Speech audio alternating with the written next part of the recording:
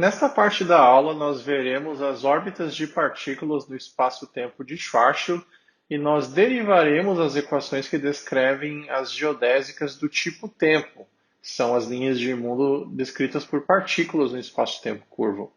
E alguns exemplos particularmente interessantes desse tipo de sistema que nos interessa por exemplo, a trajetória de planetas ao redor de uma estrela, ou as trajetórias de estrelas ao redor de um buraco negro supermassivo, ou ainda o caminho descrito por partículas que estão num disco quente de gás, que a gente chama na astrofísica de disco de acreção, ao redor de um buraco negro.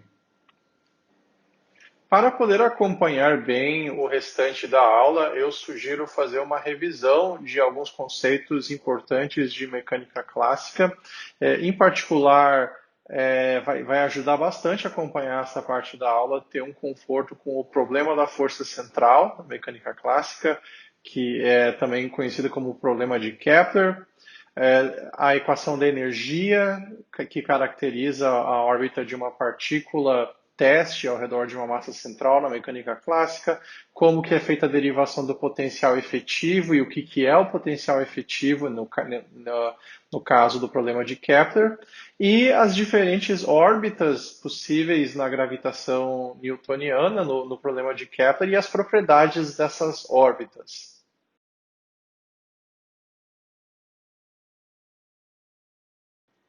Nós iremos resolver o problema da órbita de uma partícula no espaço-tempo curvo de Schwarzschild usando o método das leis de conservação.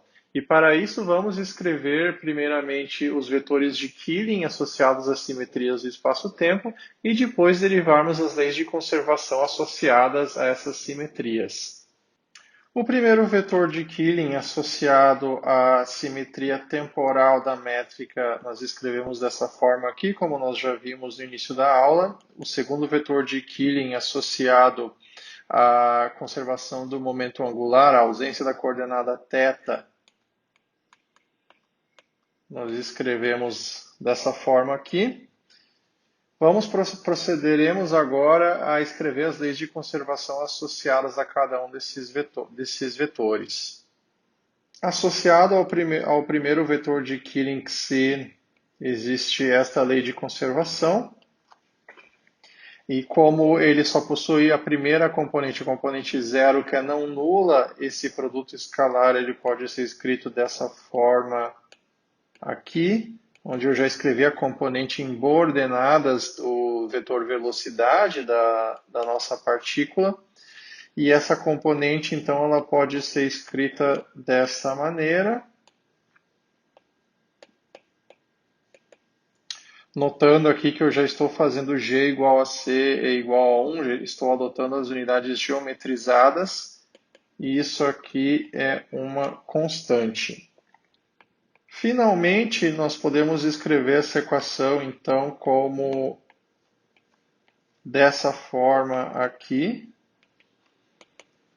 E do lado direito, a constante a qual essa lei de conservação se refere é a própria energia da partícula.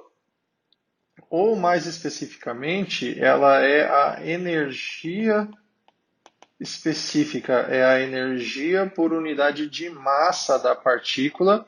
A segunda lei de conservação nós podemos escrever dessa forma aqui. O produto escalar entre o segundo vetor de Killing e a velocidade da partícula é uma constante.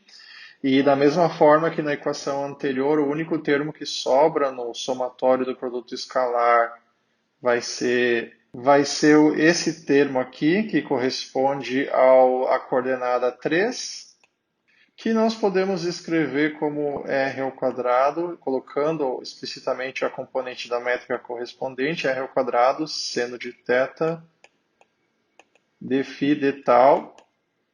E agora a questão é qual que é a constante aqui envolvida. Bem, a constante conservada ela é o momento angular, da mesma forma que na mecânica newtoniana. Mais especificamente, essa constante aqui é o momento angular da partícula por unidade de massa, momento angular específico da partícula. Da mesma forma que na mecânica clássica, na qual a conservação no momento angular implica que a órbita da partícula vai ficar confinada a um plano, aqui nesse caso da relatividade geral é a mesma coisa. A conservação no momento angular também implica que a órbita da partícula, uma vez começando num plano, ela vai ficar restrita num determinado plano. Portanto, sem perda de generalidade, eu fixarei esse plano como sendo o plano que corresponde ao valor da coordenada θ igual a π sobre 2 no resto do problema, por simplicidade e sem perda de generalidade. A última equação de conservação do problema, ela é dada pelo seguinte produto escalar.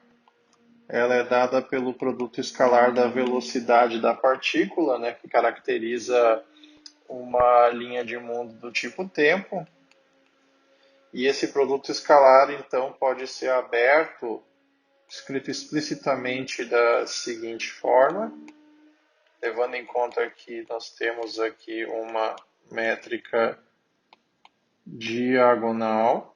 Como a órbita da partícula está confinada num plano e a sua coordenada θ não varia, então esse termo aqui nós imediatamente, o termo envolvendo a coordenada 2, nós imediatamente cortamos fora. E substituindo pelos valores dos coeficientes da métrica, nós temos então. Vamos agora utilizar as equações de conservação 1 e 2 que nós acabamos de derivar para eliminar essa velocidade, a componente da velocidade u zero, e também para eliminar a componente 3 da velocidade da seguinte maneira.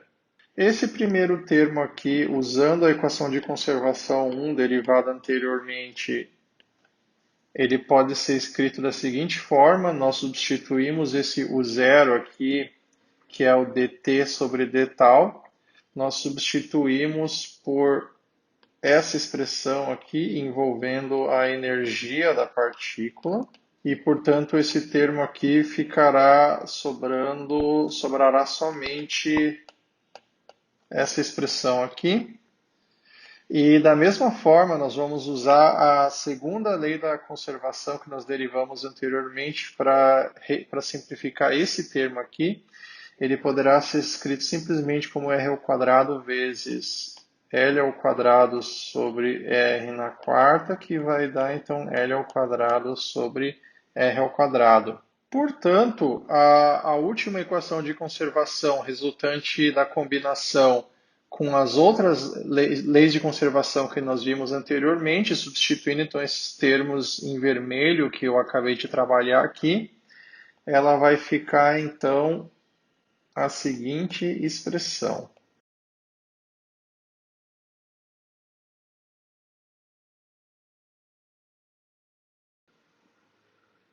Nossa próxima tarefa agora é pegar a equação 4 e escrevê-la de tal maneira que a gente expresse ela da mesma forma que a equação de conservação de energia da mecânica clássica.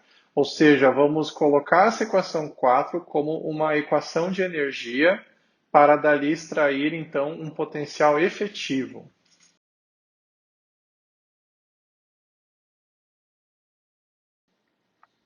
Para colocar esta equação na mesma forma que a equação de energia envolvendo a coordenada radial newtoniana, o procedimento consiste em multiplicar ambos os lados dessa equação aqui, por 1 menos 2m sobre r. E fazendo isso, a equação acima ela se torna a seguinte equação. Agrupando no lado esquerdo todos os termos que são constantes da equação, nós temos. E além disso, aqui eu também dividi por 2, além de agrupar de um mesmo lado, eu fiz a divisão por 2, porque o meu objetivo aqui é colocar essa equação na forma mais parecida possível com a equação de energia newtoniana.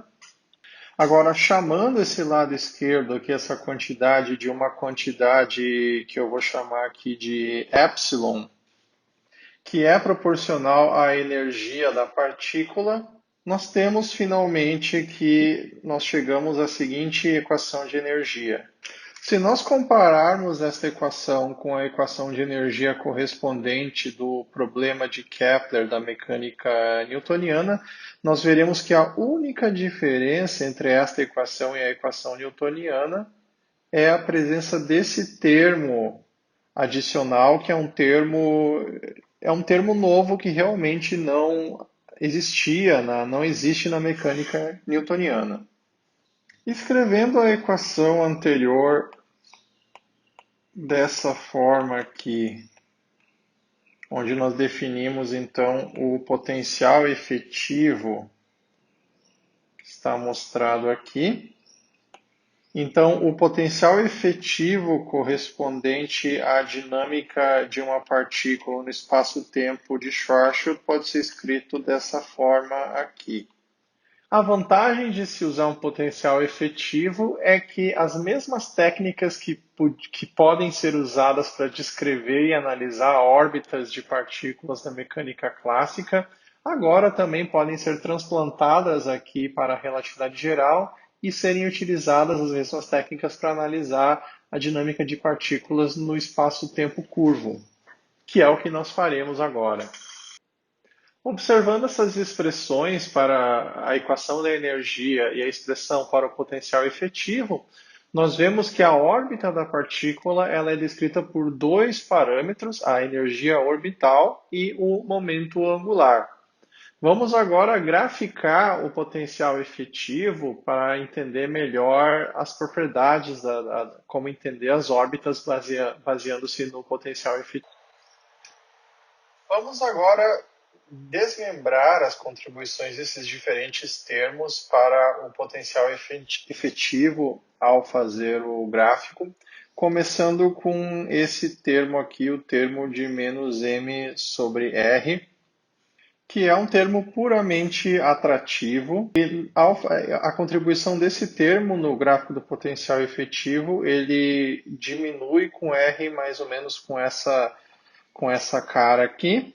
Em seguida, vamos olhar o primeiro termo do potencial efetivo. Esse termo aqui, ele é um termo de barreira centrífuga da mecânica newtoniana. Então, esses dois termos, o vermelho e o azul, eles são termos familiares da mecânica newtoniana. Ele tem um valor, ele é um valor positivo, né? Então, para R muito grande, ele fica muito pequeno. Para R pequeno, ele começa a crescer, então, para R's, à medida que R vai se tornando pequeno, nós temos esse comportamento aqui para esse termo em azul. Então, aqui acabaria a história se nós estivéssemos tratando o caso do problema de Kepler na mecânica newtoniana. O potencial resultante, ele seria a soma desses dois termos, a soma dessas duas curvas. Então, o potencial newtoniano ele começa negativo no infinito, sofre uma transição onde o termo azul passa a dominar e se torna então positivo, criando a barreira centrífuga familiar da mecânica newtoniana. Vamos agora ver este segundo termo, que é um termo que é uma novidade na relatividade geral, e vamos agora ver o efeito desse termo no potencial efetivo. Até agora, nós vimos um potencial que era puramente um potencial newtoniano. Qual será o efeito da curvatura do espaço-tempo? Bem, graficando somente a contribuição desse termo que está marcado em verde aqui, nós vemos que ele ele tem um valor basicamente zero a grandes distâncias, e à medida que nós vamos para R's pequenos, ele vai aumentando cada vez mais de valor, até que ele simplesmente explode para R's pequenos, que é o fato que tem uma potência cúbica no denominador. Então, a consequência disso É que o potencial efetivo resultante ele vai sofrer uma oscilação para R's muito pequenos, para R's tendendo ao raio de Schwarzschild. Então, lá muito longe ele se assemelha, lá muito longe ele tem a cara newtoniana, para R's que vão se diminuindo, ele começa a ter o efeito da barreira centrífuga, mas daí esse termo verde entra em ação para R's ainda menores e despenca, destruindo a barreira centrífuga do momento angular.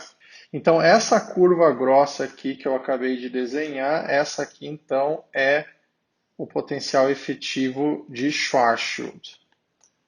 Seguindo essa análise, nós vemos que a grande diferença do potencial efetivo na relatividade geral em relação à mecânica clássica é que ele possui um grande poço, uma depressão, ou até mesmo poderíamos chamar de um abismo, que ocorre no potencial para valores de R muito pequenos. Este poço no potencial para valores pequenos de R terá consequências drásticas no comportamento das órbitas resultantes em espaços-tempos curvos, como nós veremos a seguir. Na prática, qual que é o efeito desse poço de potencial?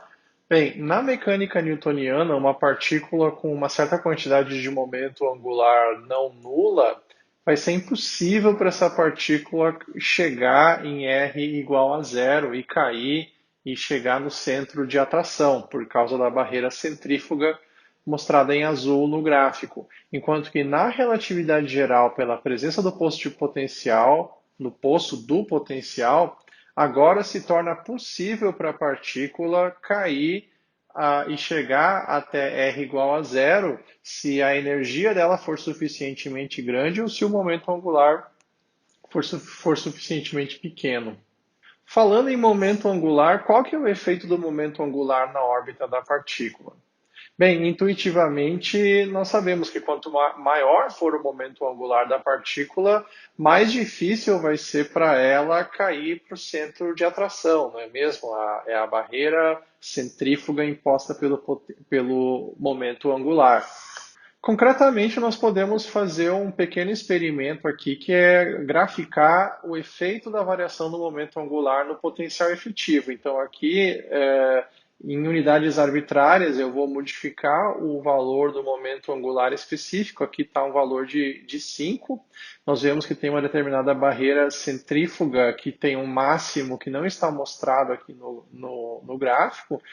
E à medida que eu vou diminuindo o momento angular da partícula, a barreira de Schwarzschild vai caindo cada vez mais e vai se tornando mais fácil para a partícula cair até o centro de atração, ou seja, chegar até R igual a zero, até que chega um ponto que não tem mais nenhuma barreira e desaparece aquela pequena montanhinha que nós vemos lá para R menor do que 10 no gráfico do potencial efetivo.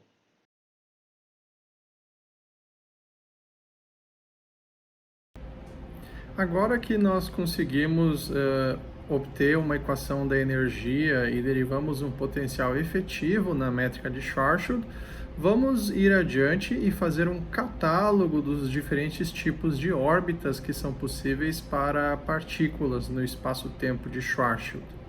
A órbita mais simples possível para uma partícula acontece quando o seu momento angular, o momento angular da órbita, ele é menor do que um certo valor crítico, e quando esse momento angular fica abaixo deste valor crítico, a forma do potencial efetivo ele vai ter a curva, uma cara similar a essa aqui, tá? Cada vez mais o termo de menos m sobre r, ele vai ficar cada vez mais importante e, portanto, a curva fica com essa cara. E para um determinado nível de energia da partícula, lembrando que tem dois parâmetros que afetam o tipo de órbita, a energia e o momento angular.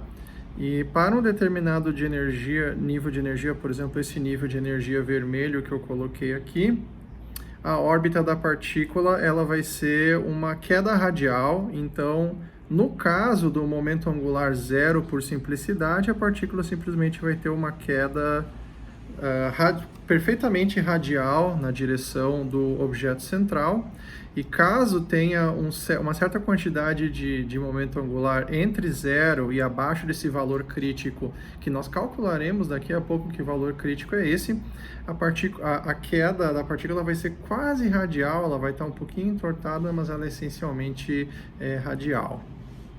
Vamos agora proceder e resolver a equação de movimento que caracteriza uma queda radial de uma partícula no espaço-tempo de Schwarzschild.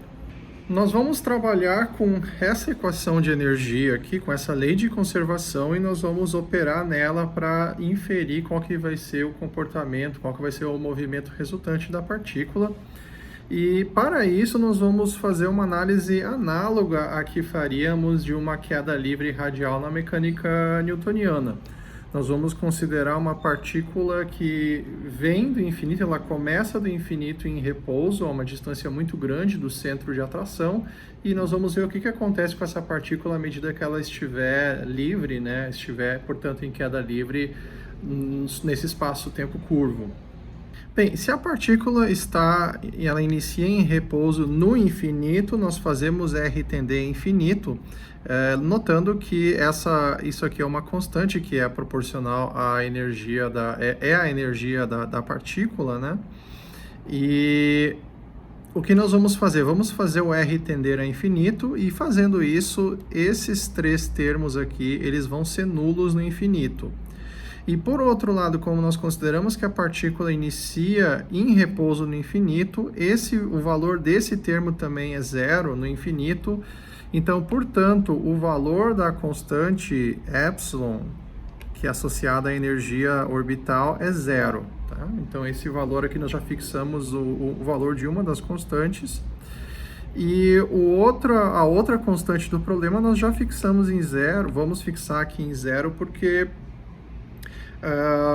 pelo fato de que nós estamos considerando uma queda perfeitamente radial. Nós não vamos inicialmente nos preocupar com o momento angular. Então, nessa situação,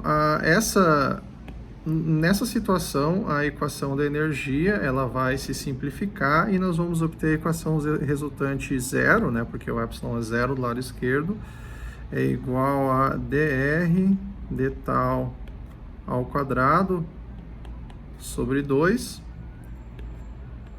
menos mr. Vamos proceder então e colocar nessa equação numa forma que nós possamos resolver a equação diferencial. Então nós passamos aqui para esse lado o termo com r, e portanto o dr d tal vai dar igual a 2mr raiz quadrada disso aqui, mais menos.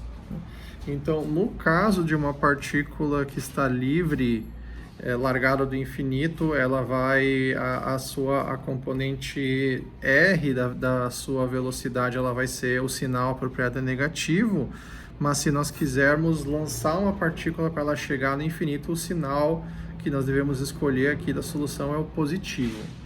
E nós imediatamente vemos que, de maneira análoga ao caso newtoniano, para que a partícula chegue até o infinito com uma velocidade zero, ela precisa ser lançada de uma certa coordenada r com a velocidade que em coordenadas é escrita dessa forma aqui, que é, coincidentalmente, a mesma expressão para a velocidade de escape da mecânica newtoniana.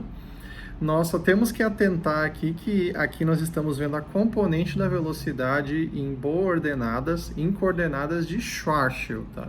Então é uma coincidência feliz, que a componente r da velocidade ela coincide com o resultado da velocidade de escape newtoniana. Tem uma outra sutileza aqui, que para fazer o cálculo completo nós devemos calcular essa velocidade como medida por um observador, a velocidade da partícula como medida por um observador. Portanto, nós temos que calcular a componente da velocidade da partícula numa tétrada.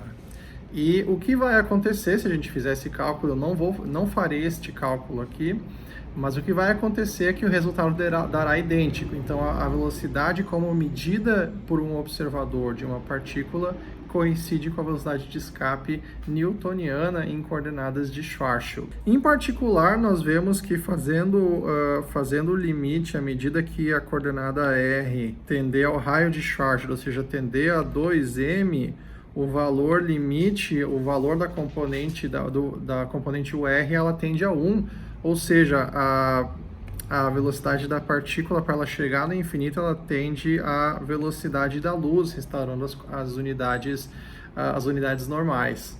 Então, isso aqui é um resultado interessante. Resolvendo a equação diferencial, nós temos que, deixando de um lado dr e colocando do outro lado a expressão anterior, aqui eu vou escolher o sinal de menos, porque dessa forma nós estamos caracterizando uma queda e não uma ejeção de uma partícula.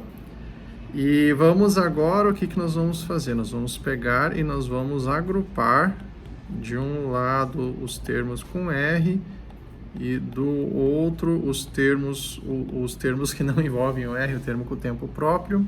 E, finalmente, para obter a equação resultante, o que nos resta é integrar essa equação. Então, vamos fazer uma integral dos dois lados. E o que eu vou fazer aqui, eu vou considerar, nessa situação, uma partícula. Então, dada uma partícula que eu estou colocando em azul aqui, essa partícula ela vai começar em uma certa posição, a uma certa coordenada R, e depois essa partícula, então, ela vai pegar e ela vai cair na direção do centro de atração. E a maneira como eu vou montar essa integral vai ser tal que eu vou fazer a integral dessa posição inicial, que vamos supor que essa partícula começa numa coordenada R, e eu vou supor que essa partícula termina a jornada dela na coordenada R igual a 0.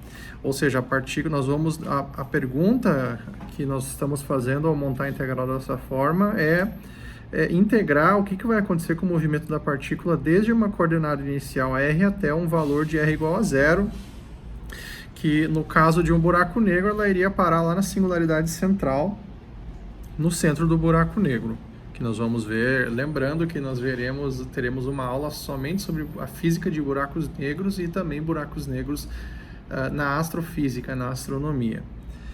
Dessa forma, o tal correspondente, nós vamos considerar essa integral desde um instante no qual o tempo próprio da partícula é um tal, correspondendo à posição R, até um certo tal com um subíndice pontinho que corresponde ao tempo próprio que vai ter passado na partícula até ela se juntar ao centro de atração.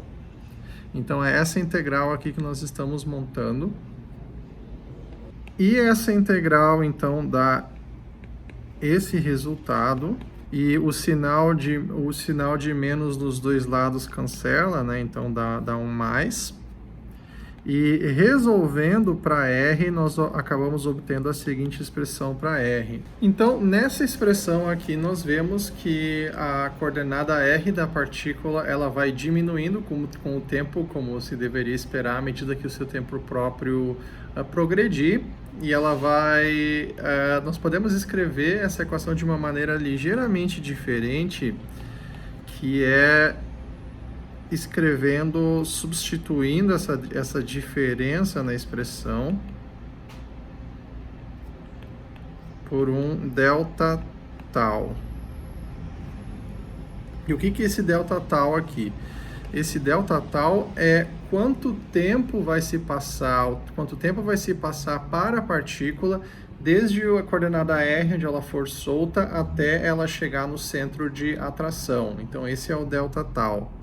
Nós voltaremos a esse resultado mais tarde, um pouco mais tarde no curso, quando nós falarmos em buracos negros e nós nos perguntarmos quanto tempo que uma partícula demora para atravessar um buraco negro. Então, aguardem que mais tarde nós vamos voltar a esse resultado, ele vai se mostrar interessante.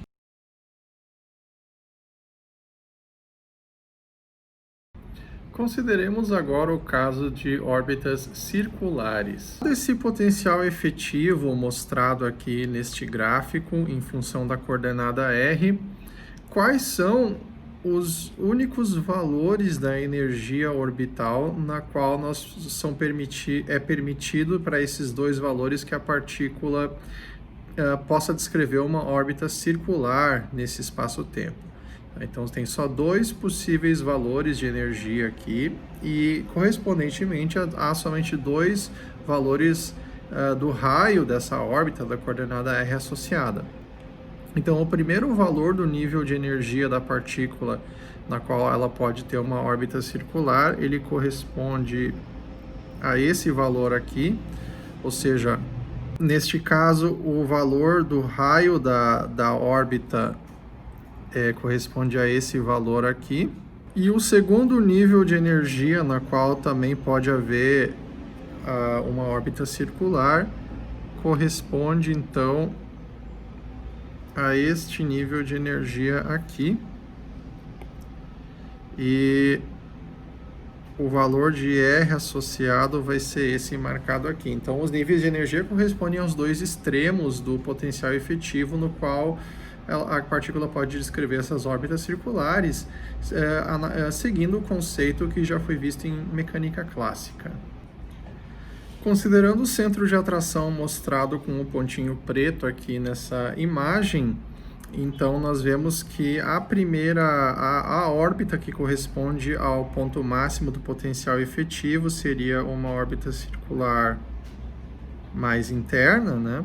Enquanto que a órbita que corresponde ao ponto mais afastado seria uma órbita circular mais externa. Vamos agora, então, ver o roteiro de derivação desses raios correspondentes a essas duas órbitas. Para isso, o que nós precisamos fazer é simplesmente calcular a derivada do potencial efetivo e igualar essa derivada igual a zero, né? E o resultado é que nós teremos que eu vou deixar os passos desse cálculo para serem feitos. E o resultado vai ser essa equação aqui. São passos triviais de derivação. E essa equação aqui, ela pode ser colocada, então, multiplicando essa equação por R na quarta potência, ela pode ser colocada na forma da equação, para usar Bhaskara. O resultado da aplicação de Bhaskara vai nos dar, então... Bem, nós vemos aqui esta equação, ela vai ter duas raízes, vai ter duas soluções para esses raios dos extremos do potencial. Então, o menor valor eu vou chamar de raio mínimo, e o maior valor eu vou chamar de um raio máximo. E nós vemos que, olhando o potencial efetivo associado, como o valor mínimo da coordenada R está associado a um máximo do potencial efetivo, essa órbita ela é instável. Qualquer perturbação na energia da partícula vai fazer a energia sair do topo do potencial efetivo. E, por outro lado, o máximo raio possível de uma órbita circular, ele corresponde a uma órbita estável. Perceba que essas órbitas circulares, elas somente serão possíveis se o argumento aqui dessa raiz quadrada for positivo, não é mesmo? Caso contrário, nós teremos um raio imaginário e não será possível sustentar uma órbita circular nesse espaço-tempo. Então, vamos ver qual que é a implicação desse vínculo sobre essa raiz quadrada aqui, para nós podermos ter um raio, a coordenada R como um número real. Então, nós temos que essa expressão aqui, ela tem que ser maior ou igual a zero para a gente conseguir ter uma órbita circular nesse espaço-tempo. E resolvendo essa desigualdade aqui, nós temos o seguinte. E, portanto, nós inferimos que o momento angular da partícula, o momento angular da órbita, ele vai ter que ser maior do que a raiz quadrada de 12 vezes a massa central. Se o momento angular for inferior a esse valor aqui, não será mais possível sustentar uma órbita circular e a partícula, então, só vai ser a única possibilidade para uma partícula com momento angular menor do que esse valor aqui é sofrer uma queda na direção do centro de atração. Agora, a pergunta que nós desejamos fazer é: qual que é a coordenada R que caracteriza a menor órbita circular possível no espaço-tempo? Por que que essa pergunta ela é relevante? Para isso, vamos imaginar a seguinte situação. Imagine que você fosse a comandante de uma espaçonave e o objetivo da missão é você explorar as propriedades de um buraco negro. Então, o que você deseja fazer? Você deseja pilotar essa espaçonave e colocar ela na menor órbita circular possível ao redor desse buraco negro para fazer medidas a bordo do laboratório da nave sobre as propriedades do espaço-tempo, enfim, quaisquer experimentos que você tivesse a bordo nessa espaçonave. Então, é do seu interesse você chegar na menor órbita circular possível para fazer essas medidas na maior curvatura possível do espaço.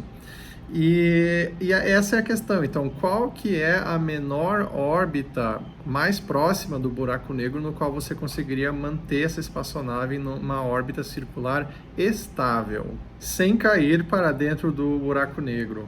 Para responder essa pergunta, vamos olhar essa expressão aqui.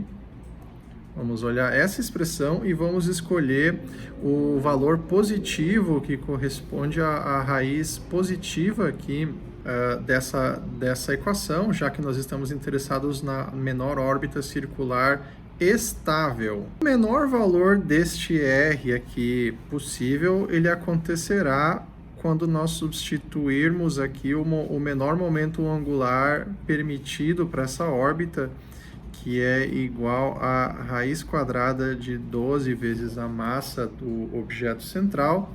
Então, fazendo essa substituição aqui, o menor valor vai acabar ficando, então, L ao quadrado sobre 2m, só que o L ao quadrado, ele corresponde a esse valor aqui, então nós substituímos, obtendo, então, 12m ao quadrado dividido por 2m e, portanto, cortando aqui, fazendo as simplificações, nós temos então um resultado que a menor órbita circular estável nesse espaço-tempo, ela é dada por esse resultado, que corresponde a 3 vezes o raio de Schwarzschild. Este valor de R que nós acabamos de derivar, ele na verdade é um resultado bastante importante na astrofísica de buracos negros, e ele é tão importante que ele recebe um nome. Esse raio aqui que corresponde a 6 vezes m, ou 3 vezes o raio de Schwarzschild, ele é chamado de raio da ISCO. E ISCO é uma abreviação em inglês para Innermost Stable Circular Orbit. Então é um resultado importante para a astrofísica de buracos negros. Por que que ele é tão relevante assim? Vejamos agora uma aplicação do conceito da menor órbita circular estável para buracos negros na astrofísica. Aqui à direita nós vemos um gráfico do potencial efetivo para cada uma das curvas contínuas pretas mostradas nesse gráfico do potencial efetivo em função da coordenada de Schwarzschild R. Cada uma dessas curvas corresponde a um valor diferente do momento angular específico da partícula. Então vamos começar considerando um buraco negro e vamos preenchendo as órbitas de possíveis órbitas de partículas circulares permitidas no espaço-tempo, as órbitas ao seu redor. Então nós começamos colocando um ponto no mínimo do potencial para um determinado valor do momento angular e nós temos a órbita mostrada ali e depois nós reduzimos um pouco o momento angular e nós temos a órbita amarela. Então o que isso significa é que o gás pode preencher todas essas órbitas intermediárias entre a órbita verde e a órbita amarela, como mostrado em azul. A cor azul representa um gás continuamente orbitando o buraco negro.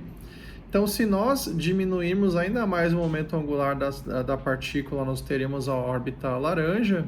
Então, o que acontece é que se a natureza for capaz de fornecer gás com um momento angular a um buraco negro, e de alguma maneira esse material perder o momento angular, ele vai preenchendo órbitas circulares sucessivas na forma de um disco, que nós chamamos de disco de acreção na astrofísica. A acreção vem da palavra acréscimo, então é um disco que está acrescentando material ao objeto central. Reduzimos ainda mais o momento angular, temos a órbita vermelha e ainda é possível ter órbitas circulares, então nós temos todo esse disco de partículas, esse disco de acreção mostrado em azul.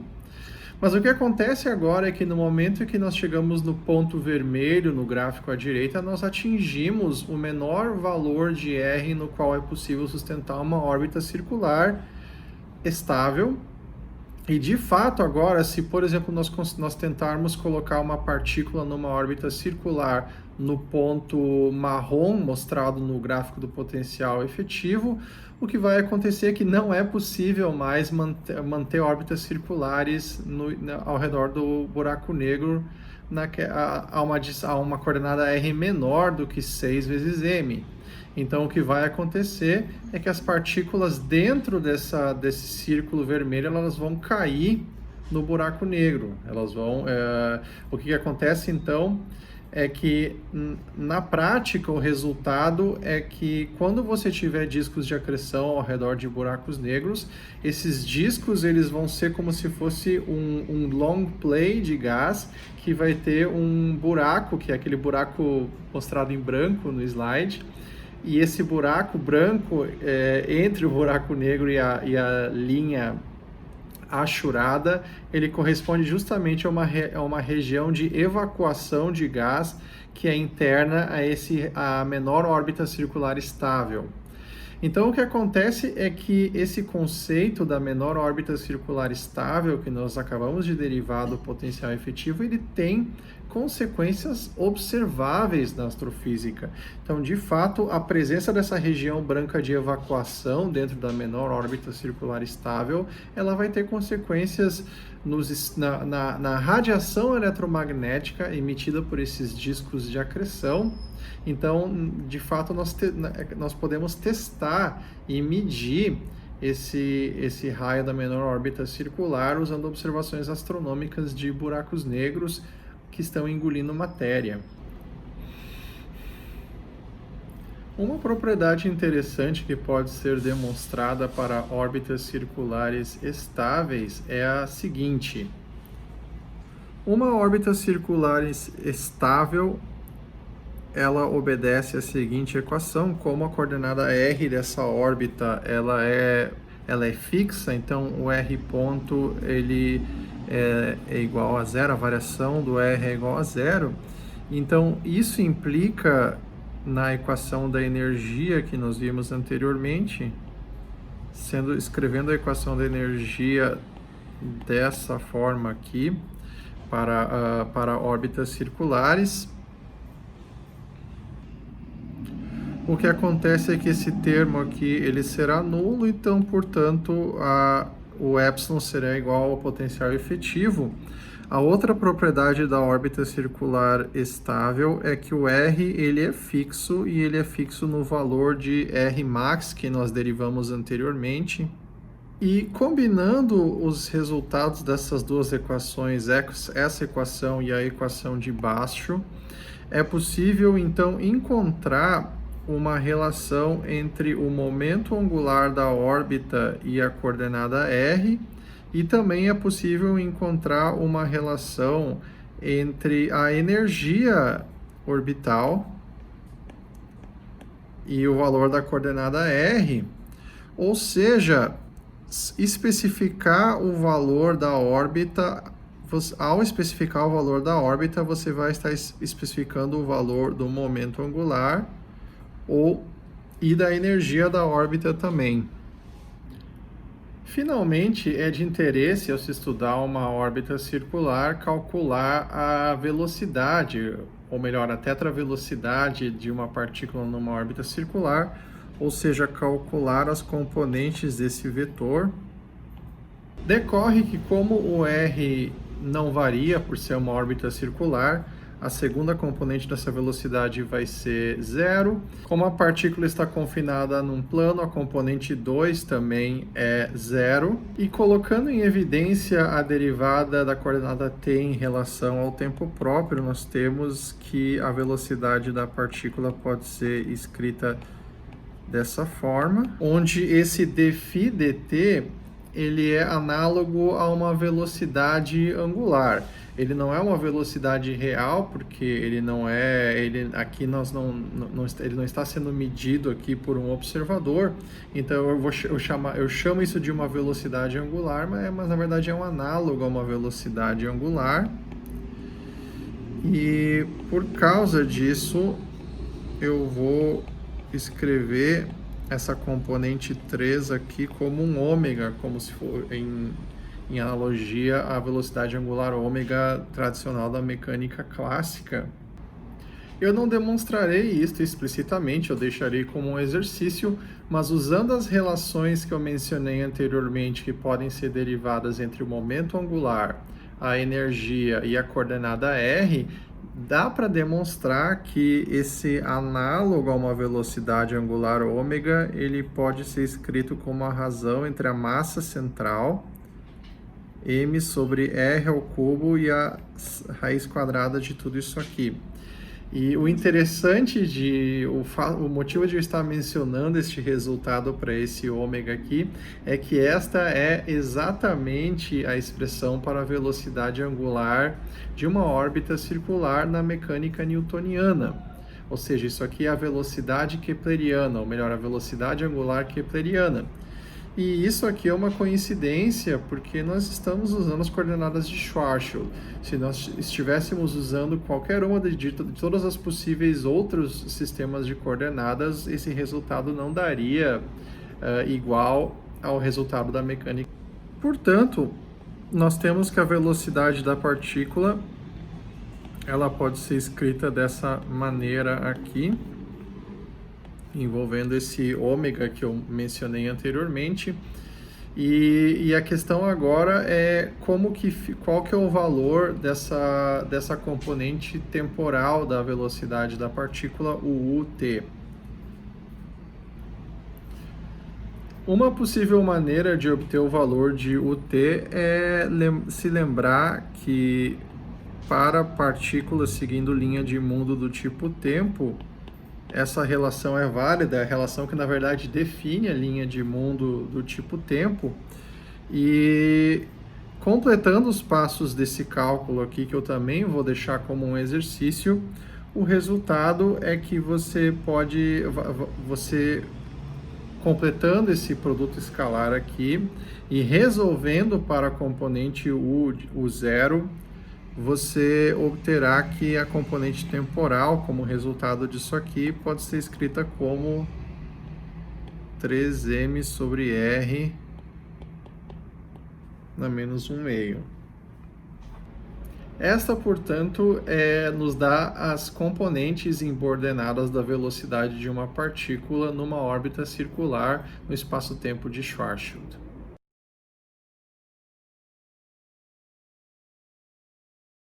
Voltemos agora ao gráfico do potencial efetivo para nós analisarmos outros tipos de órbitas que podemos ter ao redor no espaço-tempo curvo. Então vamos agora inferir o que acontece se você tiver uma partícula que o momento angular é tal que esse aqui é o potencial efetivo da partícula e o nível de energia da partícula for esse aqui, mostrado em azul. O que vai acontecer? Neste caso, nós vemos que se a partícula vier de uma grande distância, o que vai acontecer? Ela vai continuar seguindo, até que finalmente ela vai, sem nenhum empecilho, colapsar no centro de atração. Então, o que acontece aqui é que a órbita da partícula poderia ter uma cara parecida com essa aqui. Ela viria do infinito e então sofreria a atração até cair no objeto central e cair até o centro de atração. E é importante mencionar que este tipo de órbita é proibida na mecânica clássica. Você nunca veria isto acontecer na mecânica clássica pelo fato de que há uma barreira centrífuga no potencial para valores pequenos de R. Ao contrário, no espaço-tempo de Schwarzschild, esse tipo de órbita aqui ela é perfeitamente possível.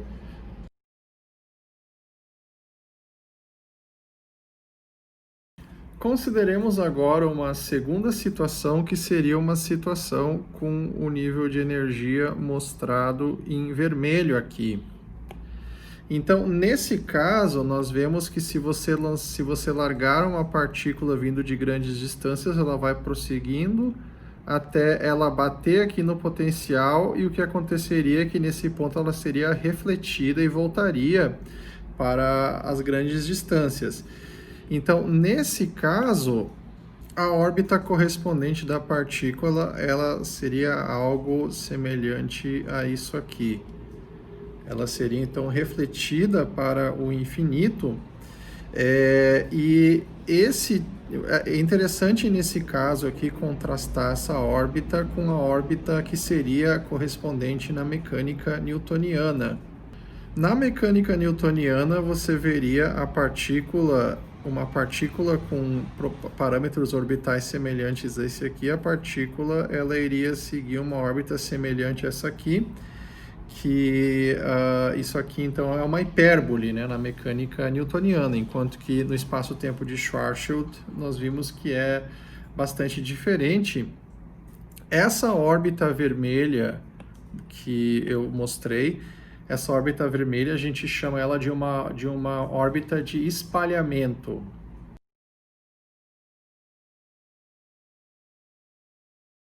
Consideremos agora o caso particular de órbitas fechadas em relatividade geral. Novamente temos aqui o potencial efetivo característico para um valor de momento angular acima do valor crítico que nós estimamos, e vejamos o que acontece aqui se nós pegarmos o nível de energia orbital e colocar esse nível de energia aqui. O que vai acontecer? Neste caso, o que vai acontecer é que se nós colocarmos, por exemplo, a partícula nessa posição inicial mostrada aqui com o laser, a partícula, por exemplo, se ela estiver nessa direção inicial, ela vai vir até aqui, ela vai ser rebatida para R's maiores, depois vai para R's maiores, vai ser rebatida aqui novamente para R's menores e vai ficar, então, nessa órbita fechada. Na mecânica newtoniana, nós já sabemos que tipo de órbita é essa. Nós teríamos na mecânica newtoniana uma órbita elíptica, como nós já vimos no estudo da força central num curso de mecânica clássica. Mas na relatividade geral, no espaço-tempo de Schwarzschild, qual é a forma da órbita resultante? Será que ela permanece uma elipse ou será que acontece alguma outra coisa? No caso do espaço-tempo de Schwarzschild, o que vai acontecer vamos imaginar que a nossa partícula, nós temos um objeto central que está aqui no centro de atração e a nossa partícula teste ela está localizada aqui. Então vamos considerar que a partícula segue essa trajetória mostrada em azul.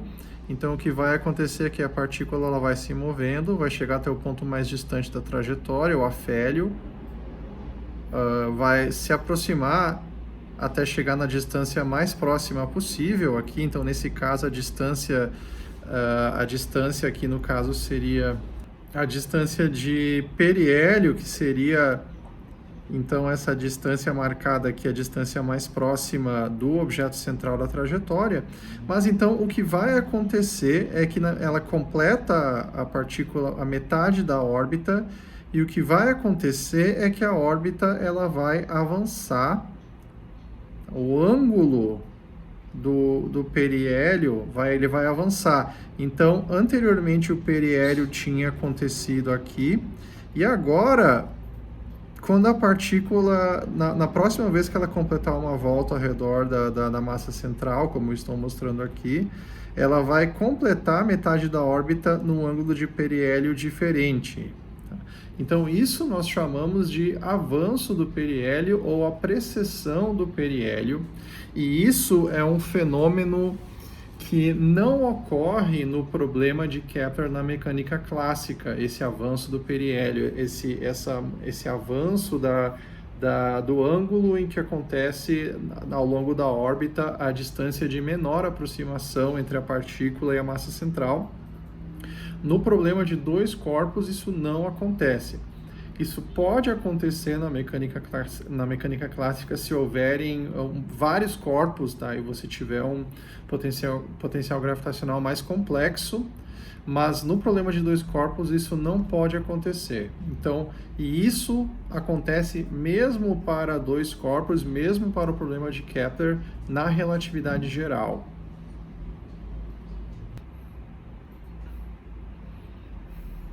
O que nós desejamos fazer agora é obter uma equação diferencial que relacione a coordenada φ da partícula com a coordenada r dela, e então, obtendo essa equação diferencial, nós podemos resolver essa equação para obter então a trajetória da partícula em coordenadas de Schwarzschild. Como que nós obtemos essa equação então? A primeira equação, nós já vimos, ela vem diretamente da aplicação do vetor de Quirino do momento, da conservação do momento angular, na verdade. Então, essa aqui é a primeira equação. E a segunda equação é a própria equação da energia que nós já vimos anteriormente.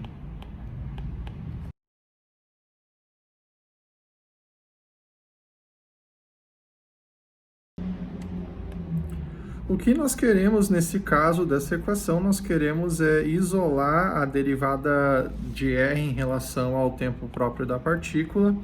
Então, fazendo isso, nós obtemos então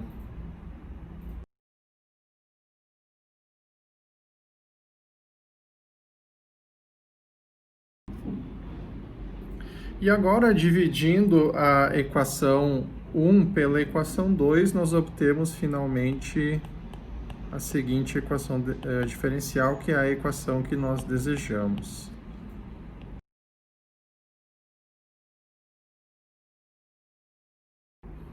A quantidade crucial que nós precisamos estimar neste problema é a quantidade de ângulo que o periélio avança a cada órbita completada pela partícula. E a estratégia para estimar este ângulo é a seguinte: olhando as sucessivas elipses que a partícula descreve, nós podemos perceber que essa partícula ela fica oscilando entre dois círculos, entre um círculo externo que eu estou desenhando aqui, que é um círculo no qual os pontos de afélio estão localizados, né, que eu acabei de desenhar em azul, e a partícula fica oscilando, então, a órbita dela entre um círculo interno, num círculo no qual os pontos de periélio estão contidos. E vamos chamar a coordenada R desse círculo interno de R1 e vamos chamar a coordenada R do círculo externo de R2. Inspecionando essa figura, nós podemos ver que nós podemos estimar aqui que à medida que a partícula vai completando na primeira órbita aqui mostrada, a posição de periélio vai ser aproximadamente essa posição que eu estou anotando aqui, a primeira passagem de periélio, e em seguida a partícula continua o seu movimento e depois ela vai fazer a passagem de periélio um pouquinho adiante. Então, ela faz a sua segunda de passagem de periélio, por exemplo, como eu estou marcando aqui com essa segunda linha amarela. Vamos chamar do ângulo ΔΦ o ângulo total varrido pela partícula entre duas passagens sucessivas pelo círculo de coordenada R1. Ou seja, vamos supor que a partícula tenha iniciado seu movimento aqui nesse ponto, e daí ela faz essa elipse aqui, começou lá no círculo interno, e ela vai voltando para o círculo interno, e retorna de novo nesse ponto aqui, ela retorna ao ponto R1. O ângulo total que a partícula percorreu, que eu acabei de desenhar, vamos chamar do ângulo ΔΦ. Então, na mecânica newtoniana, se esse aqui fosse um problema puramente newtoniano, nós esperaríamos que esse ângulo ΔΦ fosse igual a 2π. Mas, devido ao efeito da precessão do periélio, esse ângulo ΔΦ ele vai ser maior do que 2π, e é esse excesso em relação a 2π que nós desejamos estimar. Nós definimos o ângulo de precessão do periélio como sendo o ângulo ΔΦ de precessão, e ele vai ser dado como o ΔΦ menos 2π. Então, graficamente, este ângulo ΔΦ de precessão que nós acabamos de definir, ele vai ser graficamente esse ângulo aqui.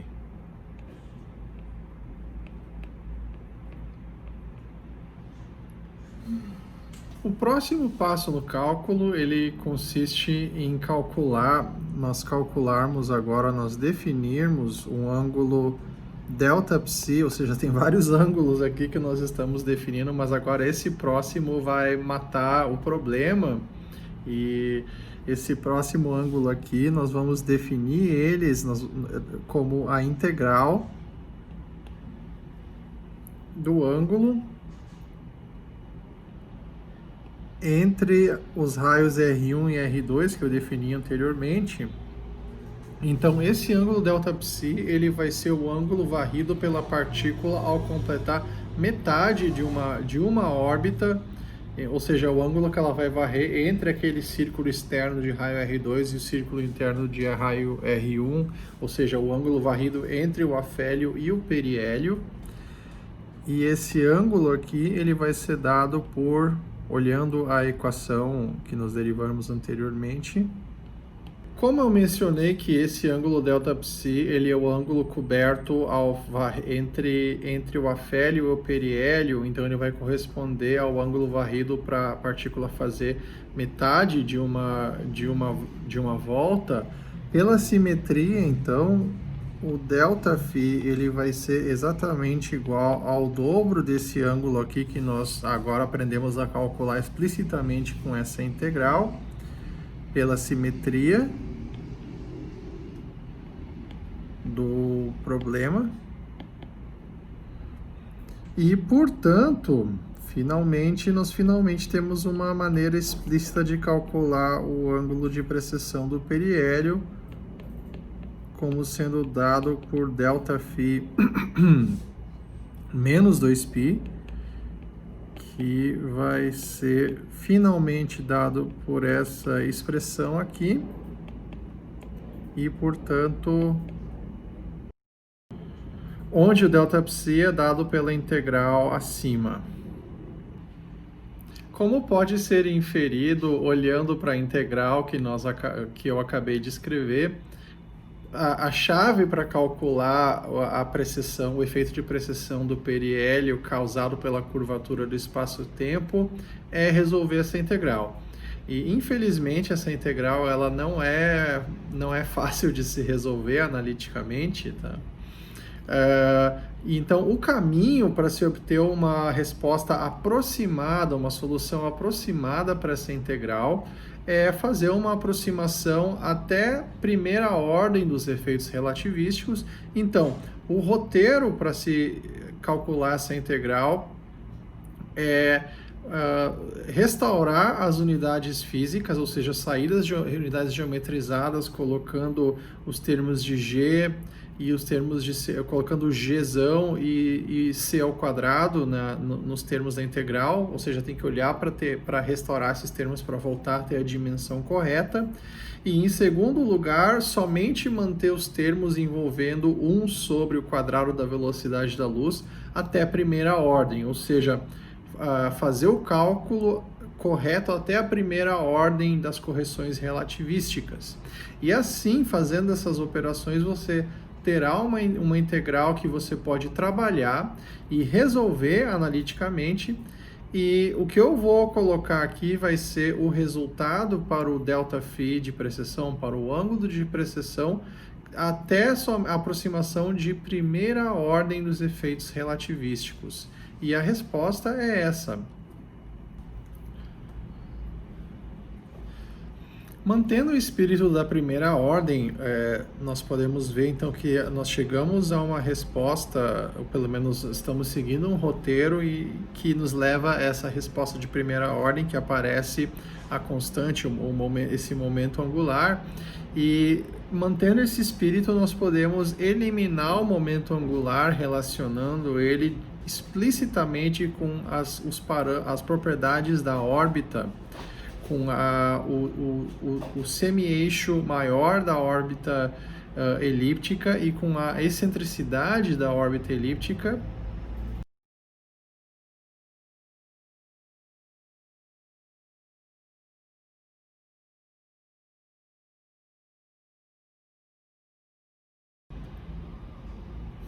E assim nós chegamos a uma expressão para o ângulo da precessão do avanço do periélio, e essa expressão ela nos relaciona a precessão do periélio com a massa central, com o tamanho da órbita e com a excentricidade da órbita. E nós vemos, em particular, que a magnitude desse avanço do periélio ele é proporcional à massa do objeto central e inversamente proporcional ao semi-eixo maior da órbita. Portanto, quanto mais próxima a partícula, no caso o planeta, por exemplo, chegar mais perto da estrela central, ou a estrela que está orbitando um buraco negro supermassivo, quanto mais próxima ela chegar do buraco negro supermassivo, maior será a magnitude desse efeito de avanço do periélio. E aplicando este conceito para o caso dos planetas orbitando o Sol no nosso sistema solar, isso imediatamente nos indica que para nós detectarmos esse efeito do avanço do periélio com observações astronômicas, o melhor candidato de planeta para se observar esse avanço é o planeta mais próximo do Sol, que é Mercúrio. O que nós podemos fazer agora, então, é colocar os parâmetros da órbita de Mercúrio nessa expressão e nós derivarmos qual que é o avanço do periélio esperado para esse planeta. E o valor que nós obtemos é um valor extremamente pequeno para o avanço do periélio. Para Mercúrio, isso dá 3 vezes 10 a menos 5 graus avançados no periélio, por período, sendo que o período de Mercúrio é de 88 dias, pelo fato que ele está muito mais próximo do Sol do que o nosso planeta. Então, colocando em unidades diferentes, isso implica que Mercúrio avança 43 segundos de arco, o periélio de Mercúrio, ao longo de um século. Então, esse é um valor muito pequeno.